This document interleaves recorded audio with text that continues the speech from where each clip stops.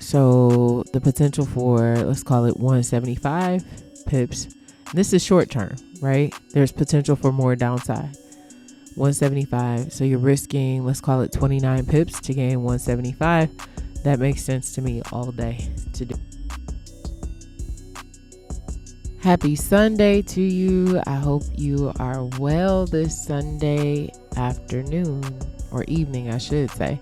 My name is Kaci Jackson. I'm a registered commodity trading advisor with the National Futures Association. And I am going to take you guys through my process of a technical analysis. I do a top-down markup, and I know you're probably like, what is a top-down markup? It is an analysis where you look at what's going on the higher time frame to determine what you will do or how you will execute on the lower time frame for a trade. And I know it might seem a little bit intimidating, but it's actually very powerful once you get the hang of it. You can trade reversals, you can trade with the trend, you can trade sideways, you can trade everything, right? So what I do is I start off on the higher time frame. And so I'm starting off on the monthly, and I'm going through and I'm marking my swing lows and swing highs. Swing low and swing highs are the high probability area where price has the potential to reverse. Now I'm going to combine this with my Fibonacci tool, with trend lines, an extension and retracement tool in order to figure out what my next move is going to be. Now, I am using a platform that allows me to double check and make sure that I've selected the right support levels and the right resistance levels. And you see these black lines that just popped up on the screen. It looks like I've got everything covered up to support 7, which is fine. And then I eyeball and see that I missed something up here. All right. Smart resistance. So we're good. The two levels that I've chosen are there. Now, this platform is called Smart Trader. This is what I use to analyze my charts. I like the function and the feature that allows me to go in and pretty much just double check my work. A lot of folks ask, how long do I have to mark support and resistance? Like, what time frame do you go to? Like, I wish I could just remove this element of time down here at the bottom, because what you're looking at is structure and price action, right? So don't get distracted by that timetable on the bottom.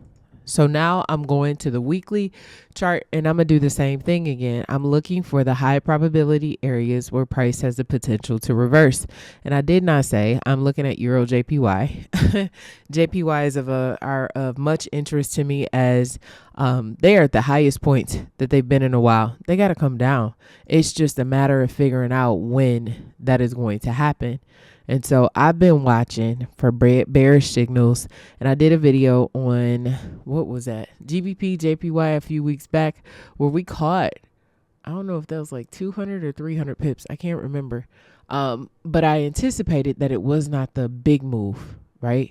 I thought we were going to get a move, but not the big move, and we haven't gotten that big move just yet. It's starting to break down a little bit, but we'll see.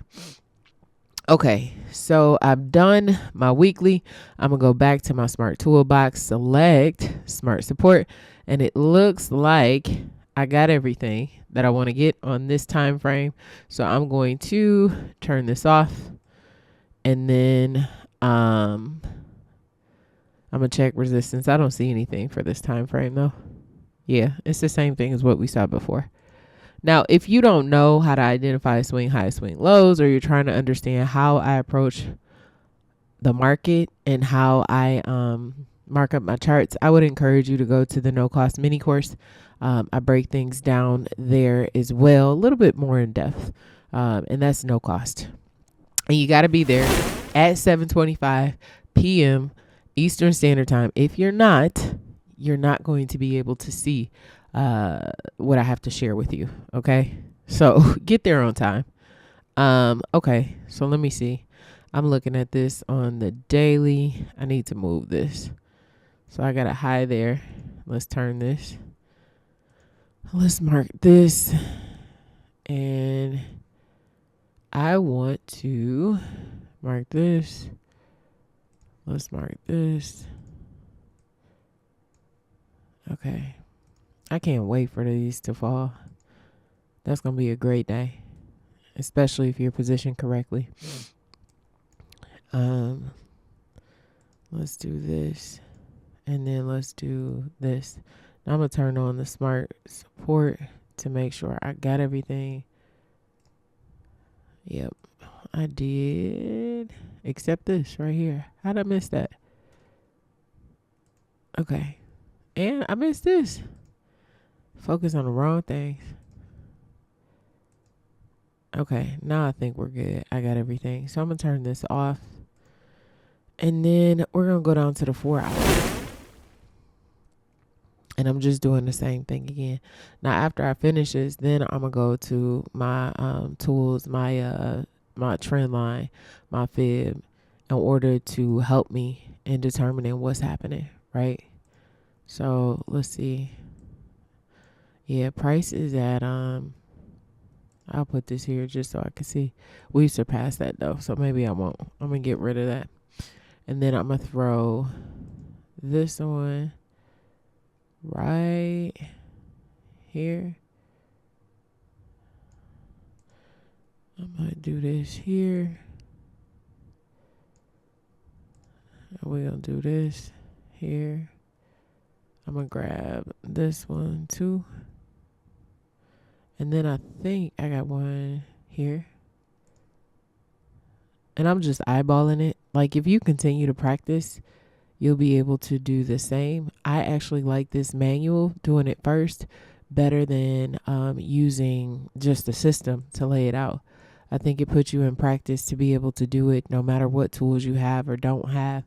And then just double check your work. So if I were you, I would go about it the hard way first and then just double check the work. I know it might take a little bit longer. It might take a little bit more effort, but I definitely think it would be worth it. Okay, so I've gone through the monthly, the daily, or the monthly, the weekly, the daily, and the 4 hour. Now I'm going back to the higher time frame. And I'm going to pull out my Fibonacci tool. So what I'm doing is I've gone to the lowest low, right? And I've deployed my fib.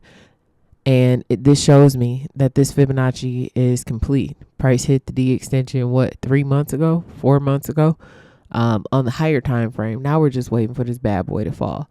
So once we get a high to form, I anticipate a new fib to start from the C point to wherever that high is. I would anticipate and hope that the high is there, and then look for price to start breaking down. Okay, so let's see. Let me go to the, let me get rid of this fib. I don't want to act right today. I got to use the right way to do it. Okay, so I'm going to go down to the weekly, and I'm not going to get a fib where I'm about to place this for what I'm interested in, which is here, but I'm going to show you guys the proper way. So I'm going to click this, and you see these fibs are no longer valid because you had a lower point right here. And wait a minute, this didn't deploy right. Hold on. Let's click. There we go. Same thing. Okay. So now that doesn't tell me anything, that doesn't show me anything. So I'm going to click from here. That doesn't tell me anything either. So I'm going to go to the next one, the next low. There we go. This gives me the active fib, right? And so in the active fib on the weekly, we have our A low at 133.4. We have our B high at 157.17. We had a shallow retracement that formed weekly support at 152.87, and then price pushed up to the 118.127 D extension. And typically what we see is that price stalls out and starts to break down. So if we were to get that move to the downside, I would anticipate a move at least to the 38.2 Fibonacci level. And then price could potentially react from that level to finish out the D extension. Now, the tool that I'm using is called the Fibonacci tool. If you don't know anything about it, I strongly suggest that you get up on it. Fibonacci is the truth. It helps in so many ways. So I definitely strongly encourage you to attend that no cost mini course or do some research on your own to figure out what might make sense for you and how this tool can help you kind of see what's going on in the market. Okay.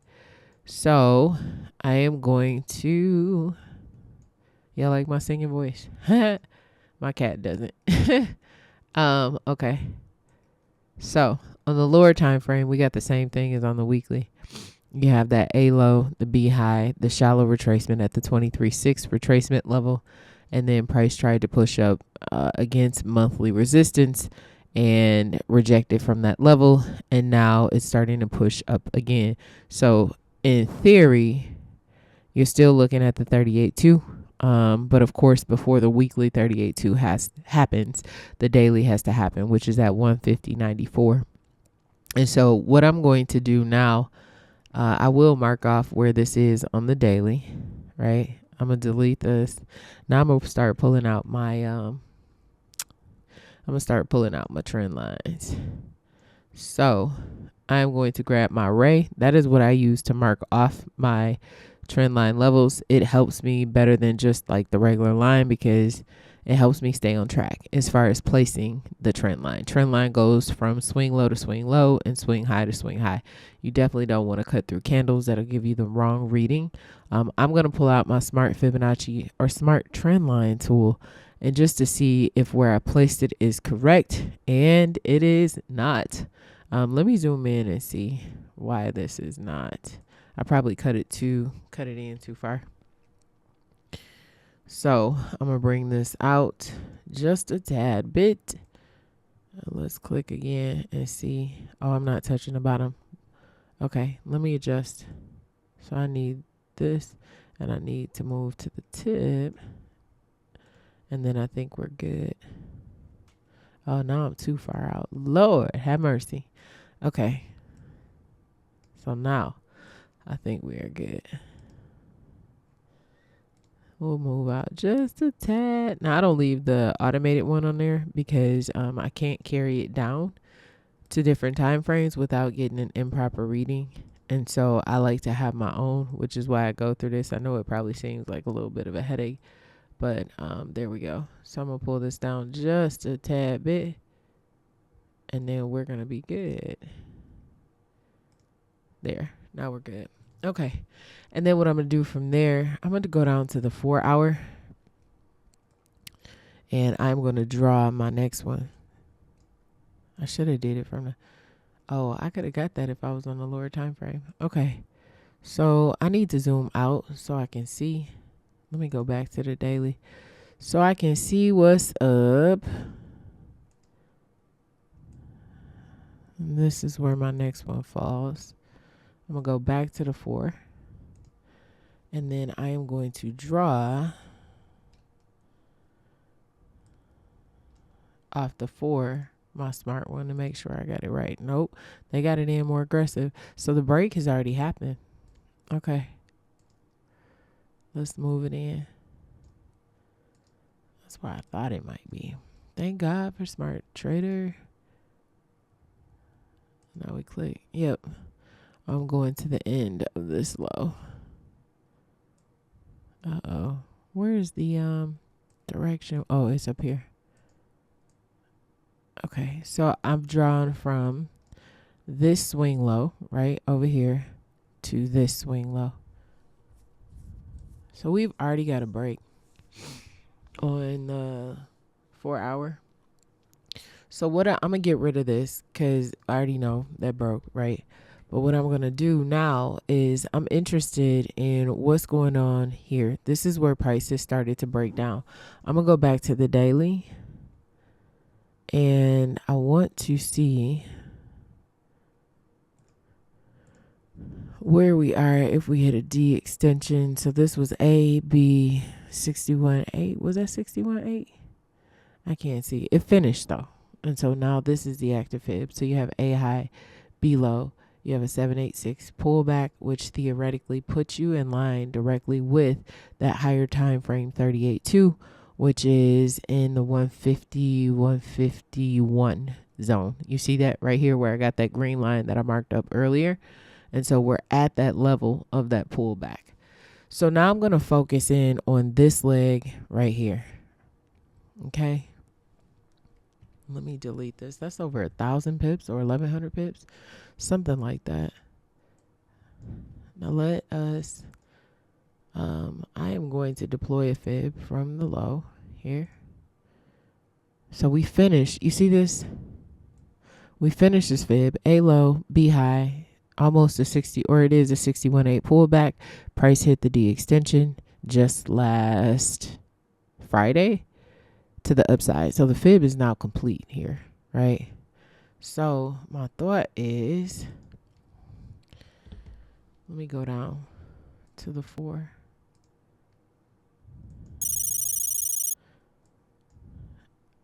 And I'm going to choose this leg to work off of, because if I go to the lowest low, like it tells me a little bit of something, right? It gives me the same thing though. And I this is probably where I need it to be. But look, you got the A low, the B high. You have less than a 38.2 pullback.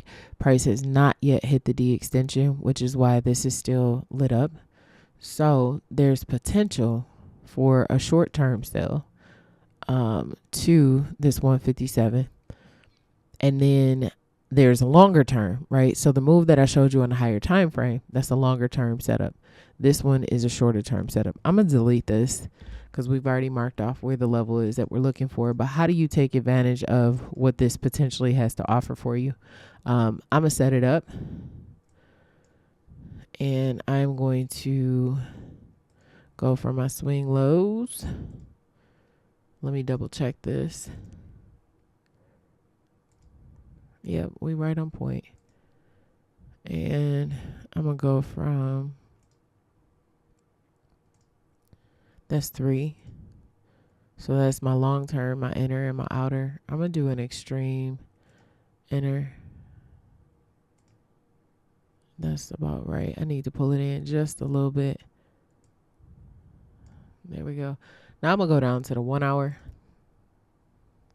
And then I'm going to throw 1 there, because what I'm looking for is I'm looking for price to start to break down.